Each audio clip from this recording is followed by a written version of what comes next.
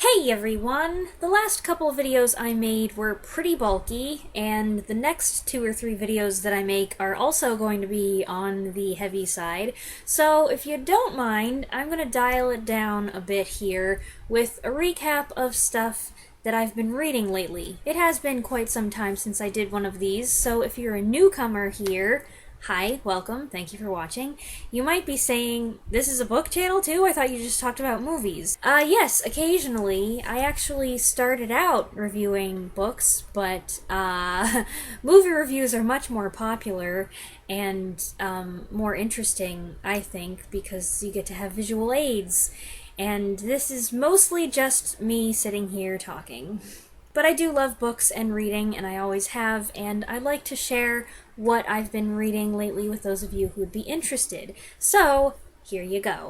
Last time I did one of these, which was at the end of May, I think I mentioned that I was reading a book called Come Back For Me by Sharon Hart-Green, which I have right here. It follows 2 main characters, a Holocaust survivor in the 40s and a teenage girl in Toronto in the late 60s, and eventually the 2 narratives intersect. It wasn't a bad book, it just wasn't at all what I was expecting. The description made it sound like the 6 Days War in Israel would be a climactic event in the book. So I couldn't believe it when it was only alluded to very far into the book in 3 short paragraphs. It was basically a timestamp. This book was more about soul-searching, about these 2 characters struggling to figure out their Jewish identities and the establishment of culture, especially non-religious culture in Israel. It was okay, everything turns out fine, but it really wasn't what I was looking for, and I spent a lot of time wondering, where is this going, and when's it gonna get there? I blame the blurb. Then I read The Curious Case of Benjamin Button by F. Scott Fitzgerald, which I had actually heard as an audiobook about 10 years ago. Benjamin Button ages backward. He is born an old man and gets younger over time, to the consternation of his parents, his wife, his son, and society as a whole. I quite enjoyed the novella. It was a quick read, and I almost always love Fitzgerald's way of putting words together, and this is a poignant piece.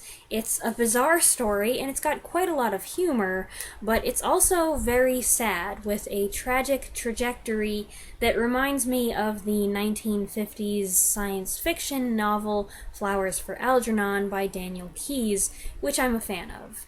So, I liked this. After that, I decided to give Flatland, A Romance of Many Dimensions by Edwin Abbott a try. A favorite professor of mine recommended this years ago, so I've always meant to read it. It is quite possibly the nerdiest book I've ever read, being all about a geometrical fantasy world, but it's an engaging read in spite of all the math, and it's got some clever and biting social commentary on Victorian hierarchy circa 1880. His dedication to world building is commendable, and he gives the best and clearest argument I've ever heard for the possible existence of a 4th dimension. Not that I could reproduce it, but I understood it when he said it. And then I finally got around to reading one of my Christmas gifts from last year, As I Knew Him, My Dad, Rod Serling, by Anne Serling. It is a biography of Rod Serling, who, of course, is the much-loved and revered creator of The Twilight Zone, but it's also Anne's story of her struggle to cope with his abrupt passing at the age of 50. This is a definitive biography if you want to truly know the man.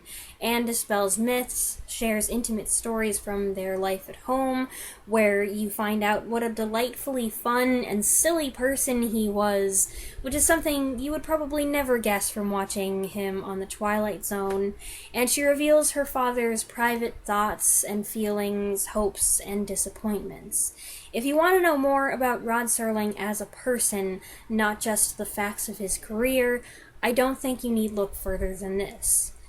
But I will say, it is a very emotional book. There are parts that make you laugh out loud, but it's also melancholy, dealing with a daughter's grief over the loss of a beloved father. It took me a few weeks to get through it. I think my timing was unfortunate. There were just some parts that, for one reason or another, I wasn't in the mood to read. So, there's that. But it was a very good book, and a very personal biography. After that, an ebook I had a hold on, High Achiever by Tiffany Jenkins, was available, so I read that. Tiffany Jenkins is, I guess, a blogger. She's described as a motivational speaker, but I know her from her YouTube channel, Juggling the Jenkins, which I stumbled on pretty randomly. She posts a lot of hilariously relatable skits and makeup fail videos and things like that, but I wanted to read her book because in it, she opens up about her background, and it's a difficult story of drug addiction and the awful things she did because of that and the time she spent in jail and in rehab. It is not pleasant by any means, but I thought it was a very good book. It's a quick and grossing tell-all, ultimately intended to help and inspire other drug abusers to overcome their addiction. It is a pretty horrible story at times. I really appreciate her honesty, her frankness, and her willingness to show how far a person can descend, and yet still come back up. I feel like I know her better now when I watch her videos, and she's very open about her anxieties and her personality quirks, and I appreciated that before, but knowing her better now, in a way, of course I don't know her really, but I feel like I appreciate her even more. The next book I read, completely on a lark, and probably because it was on the shorter side, was The Castle of Otranto by Horace Walpole. Published in 1764 and considered the first Gothic novel, it starts off with a wedding getting interrupted when the prospective groom is crushed by a giant helmet. Yeah. It's a very fast-paced and exciting read. So fast that I wonder if I didn't read an abridged version without knowing it. It said it was annotated. Annotated is not the same thing as abridged. Nowhere in the ebook did it say abridged, but it was so fast, and it was almost too easy to read. I don't think that the language was watered down at all, but it just didn't sound like 1764, you know? The book is a bit silly. There are astonishing revelations every couple of pages, absurd coincidences, and revealed identities, and hysterical characters who keep changing their minds. The ending was super sappy, and I laughed when I was probably supposed to cry. And there were a few parts that were kind of spooky, but because I wasn't sure what exactly was going on, I couldn't really get scared. But it was a fun time. The random talking specter in the chapel was good, and I liked Bianca, who is the chatty lady's maid who drives Manfred crazy by never getting to the point of her stories. It was a very strange reading experience.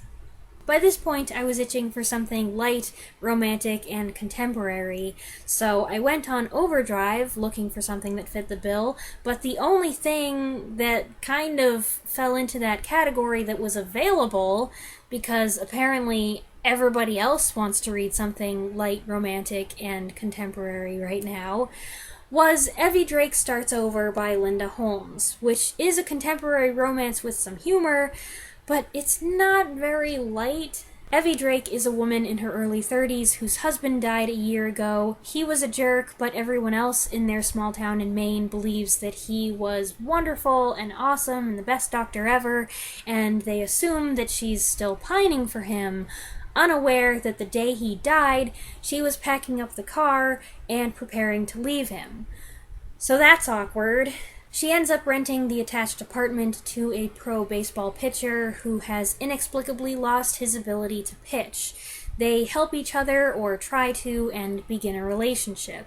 It was one of those books that's especially easy to imagine as a film, one of those indie movies with lots of outdoor shots and quiet scenes of people having quirky conversations. I liked it, but it didn't bowl me over. And then, because my brother was able to get it out of the library, I don't know how, because the website still says that they're not doing interlibrary loan. What's the deal? If they're doing interlibrary loan, there's so many things that I would like to order. But anyway, I read a Nero Wolfe book, The Black Mountain by Rex Stout. I'm going to preface all of my other comments on this book by saying that it is not a good one to start the series with. If you have never read a Nero Wolfe detective novel, or if you've only read a couple, leave this one for later. However, if you are a fan, it is a must-read, because it forces Nero Wolfe and Archie Goodwin to do some crazy, totally uncharacteristic things. It was just one thing after another that made me say, I can't believe this is happening, I can't believe they're doing this is nuts. That made it very atypical for the series, and that's why I recommend saving it until you have quite a few under your belt. A lot of the humor and the strangeness of the situation will be lost on you otherwise. It's definitely a Nero Wolfe book unlike any other, and a lot of the pleasure of reading it comes from how different it is. And that's all I've got for now. What is that, 8 books? That's pretty good. I hope you enjoyed this video. Let me know what you think and what you've been reading lately in the comments below, and I'll see you next time. Thanks for watching.